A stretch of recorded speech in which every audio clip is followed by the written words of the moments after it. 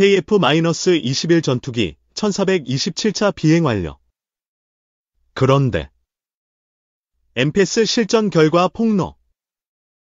186차 비행. KF-21 사대가 중국 전투기 70대 격추.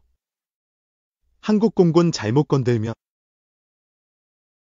단군 이래 최대의 전력 증강 사업이자 최초의 국산 전투기 개발로 관심을 끌었던 한국형 전투기. KF-21 보람에 우리 공군 조종사들이 원했던 미국산 공대공 미사일 장착이 무산된 것으로 15일 확인되면서 논란이 일고 있다. KF-21 최초 양산분 20대에는 유럽산 공대공 미사일 미티어가 장착된다. 방위사업청은 이를 위해 엠비다와 미티어 미사일 100여 발을 도입하는 계약을 체결하기 위한 협상을 진행 중인 것으로 전해졌다.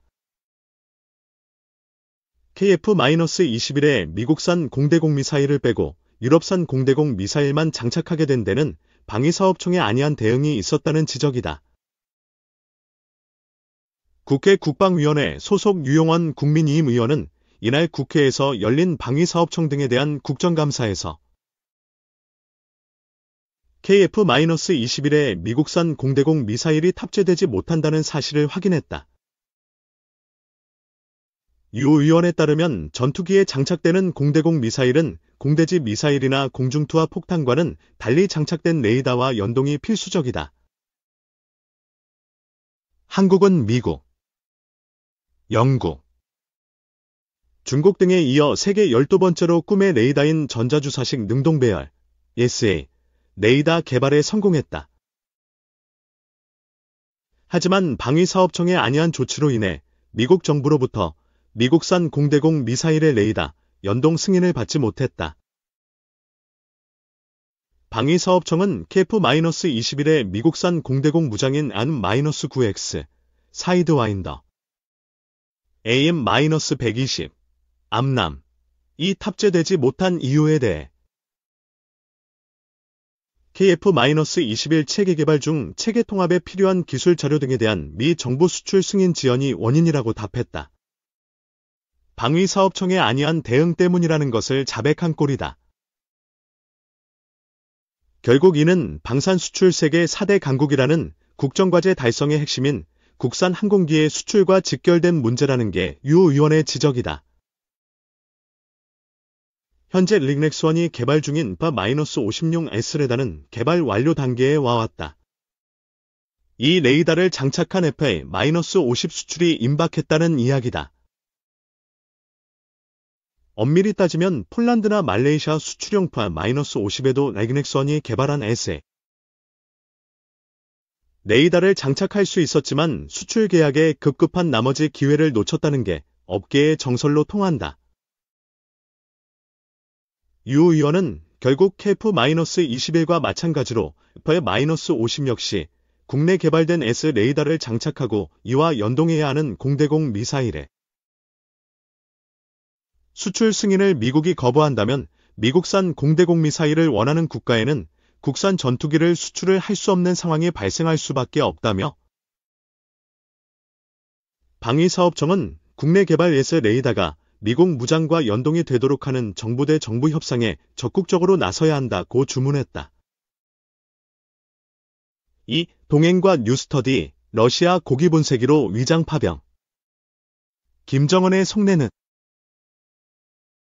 젤렌스키 우크라이나 대통령이 북한군이 교전 중에 사상자가 나왔다고 공식 발표했습니다. 우크라이나와 러시아의 전쟁이 악화일로로 치닫는 상황에서 북한군이 1만 명 규모의 군대를 보냈습니다. 처음으로 북한이 해외에 군대를 보낸 역사적 사건인데요. 돌이켜보면 교과서에도 등장할 수 있는 큰 일이죠.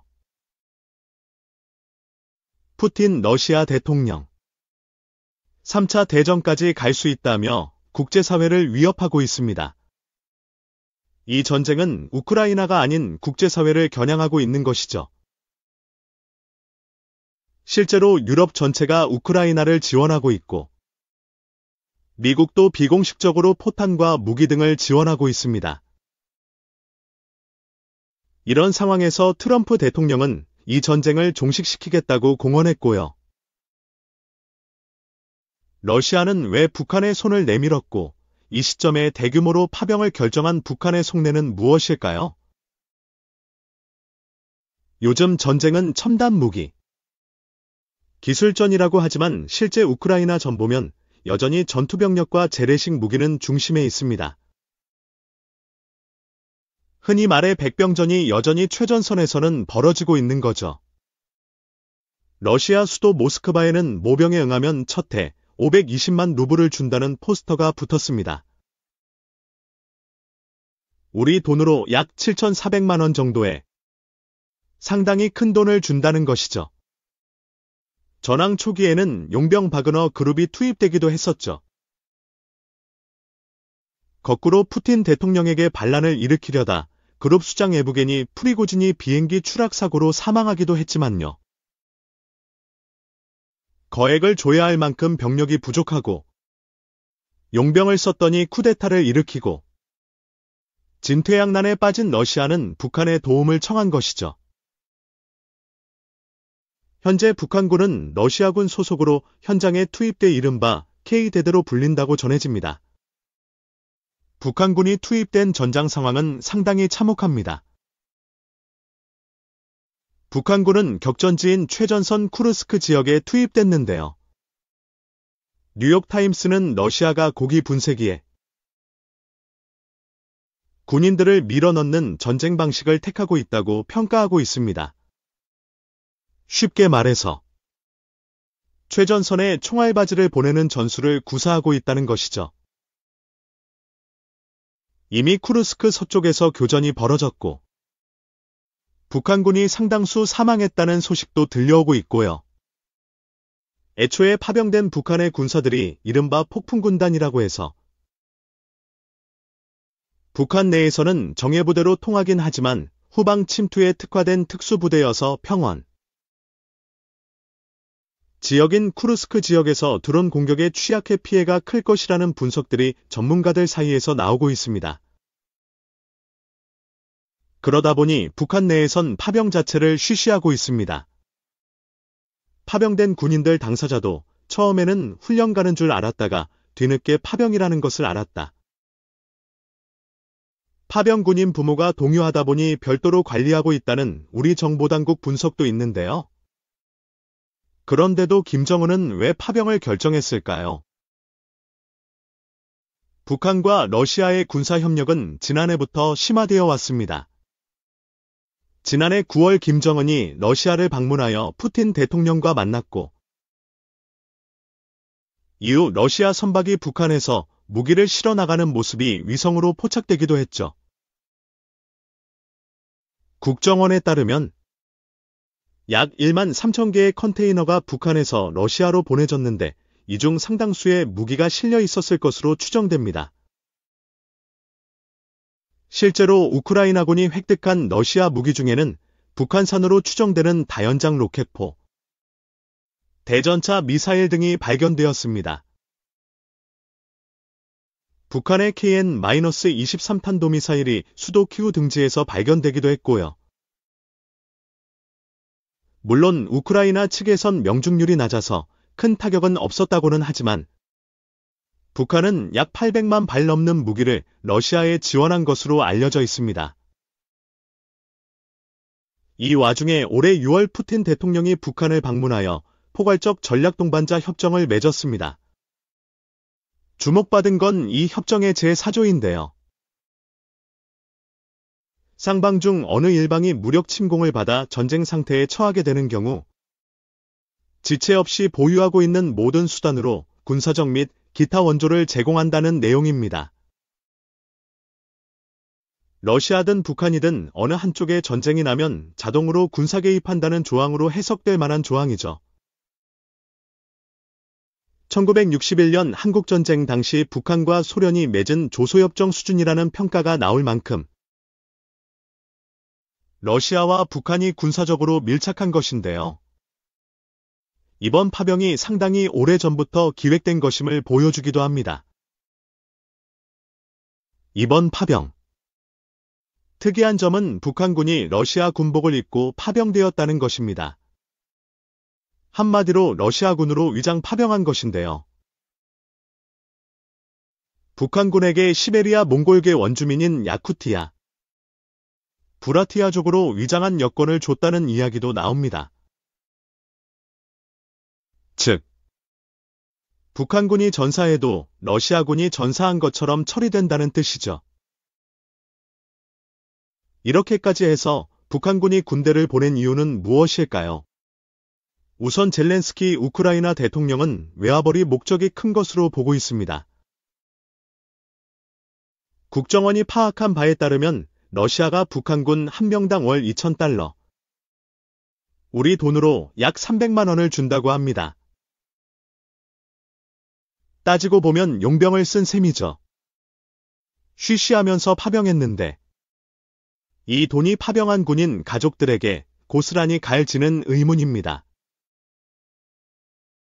일각에선 북한이 이번 파병으로 연간 7,200억 원 정도를 벌게 될 것이라는 분석까지 나옵니다. 러시아의 군사기술을 얻기 위한 파병이라는 것도 분명해 보입니다. 러시아는 위성, ICBM, 핵잠수함 등의 기술에서 상당히 발달해 있죠. 운해에서는 이러한 군사기술을 함부로 이전할 수 없도록 규제하고 있지만 암암리에 러시아에서 북한으로 기술 이전이 이미 이뤄지는 것으로 보이는 징후가 있습니다. 당장 지난달 31일 북한이 신형 ICBM 화성-19형을 발사했는데 이전 모델보다 고도와 비행시간이 모두 향상돼 러시아의 지원이 강하게 의심되고 있습니다. 북한이 우크라이나 전장에서 현대전 경험을 축적할 수 있다는 우려도 있습니다. 윤석열 대통령이 기자회견에서 가장 크게 우려한 대목이기도 한데요. 북한군이 한국전 이후 베트남전이나 시리아 내전에 조금 보낸 적은 있지만 대규모 본격적인 해외 파병은 사실상 처음입니다. 그동안 현대전 경험을 쌓을 기회가 없었는데 실전 경험을 쌓아 군사력을 강화하려는 의도가 아니냐는 것이죠. 희생이 발생하더라도 전술적 경험을 쌓는다면 향후 우리나라와의 군사적 충돌 시에 써먹을 수밖에 없기 때문에 우리로서는 우려가 될 수밖에 없는 지점입니다. 또 하나, 지난달 12일 방송에서 두 국가론을 소개해드린 적이 있습니다. 문재인 전 대통령과 임종석 전 비서실장을 중심으로 우리와 북한이 통일을 일단 포기하고 다른 국가임을 인정하자는 구상이 거론되고 있다는 내용이었죠. 북한도 그런 움직임을 보이고 있다고 설명해드렸고요. 북한의 이번 파병도 연장선상에 있다는 분석도 나옵니다. 그간 북한은 대북 제재를 풀기 위해 미국과 비핵화를 중심으로 협상해왔지만 별다른 소득이 없었죠. 그래서 이제는 국제사회에 무언가를 기대하지 않고 전통적인 우방국인 중국, 러시아와 협력을 더욱 강화해 본격적인 핵 보유국으로 나아가려는 게 아니냐는 우려가 나옵니다. 미국이나 우리를 건너뛰고 이른바 빌런 동맹을 확고히 구축하기 위해 군인 몇 명쯤 죽어도 괜찮다는 심정으로 이번 파병이 추진됐을 수 있다는 것이죠. 윤석열 대통령은 러북 군사야합을 좌시할 수 없다고 말하며 우크라이나에 대한 지원을 늘리는 것을 검토 중입니다. 우리가 한국전쟁을 겪을 때 외국에서 우리를 도와준 것처럼 우크라이나가 러시아에게 이유 없이 침략을 당했으니 우리도 도와줘야 한다는 생각입니다. 그래서 우리나라는 현재 우크라이나의 전투 식량, 방독면, 천막, 발전기, 굴착기, 의약품 등을 지원하고 있습니다. 정부는 북한군이 우크라이나 전장에 본격적으로 뛰어드는 순간 단계적으로 대응 수위가 올라간다고 설명했습니다. 아직 무기 지원 여부가 확정되진 않았지만 무기를 보내야 할 경우 방어용 무기를 먼저 보내는 안이 검토되고 있습니다. 1960년대 미국에서 도입한 호크 미사일이 대표적인데요. 현재 천궁을 사용 중이기 때문에 우크라이나에 지원해도 우리 안보에 공백이 생기지는 않는다고 하네요. 공격용 살상 무기 지원 역시 배제하지는 않고 있습니다. 더 나아가 우리도 파병하는 안도 있을 수 있겠죠. 하지만 정부는 국군 파병은 전혀 고려하지 않고 있다고 밝혔습니다. 하지만 국회에서는 파병 논란이 거세져 민주당은 정부가 보내겠다고 하는 참관단도 파병이라고 보내지 말라고 주장하고 있습니다. 앞서 설명해드린 대로 북한군이 우크라이나 전장에서 현대전을 경험하고 있을 테니 우리도 북한군의 전투 상황을 관찰하고 정보를 얻어야 한다는 게 우리 정부의 기본 입장입니다. 북한군 포로가 잡혀오면 신문에도 참여해서 북한군이 어떻게 운영되고 있는지, 어떤 정보를 받고 투입됐는지 알아볼 필요도 있고요. 민주당은 참관단도 결국 파병이라며 반대하고 있습니다. 헌법 60조 2항에 따르면 국회는 국군의 외국 파병에 동의권이 있습니다. 국회의 동의 없이 파병이 불가능하다는 것이죠.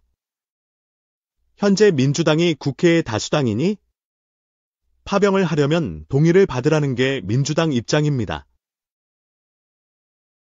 정부에선 국방부 장관 훈령에서도 국회 동의 없이 개인 단위 해외 파병은 가능하다고 규정하고 있고 이미 온 평화유지군 다국적 평화유지 활동을 이 방식으로 하고 있는 만큼 참관단 파병은 불법이 아니라는 입장입니다. 민주당은 기본적으로 남의 나라 전쟁에 왜 우리가 끼어드느냐? 윤석열 대통령이 지지율이 낮으니 전쟁을 일으켜 이를 타개하려는 것 아니냐는 의심의 눈초리를 끊임없이 보내고 있습니다.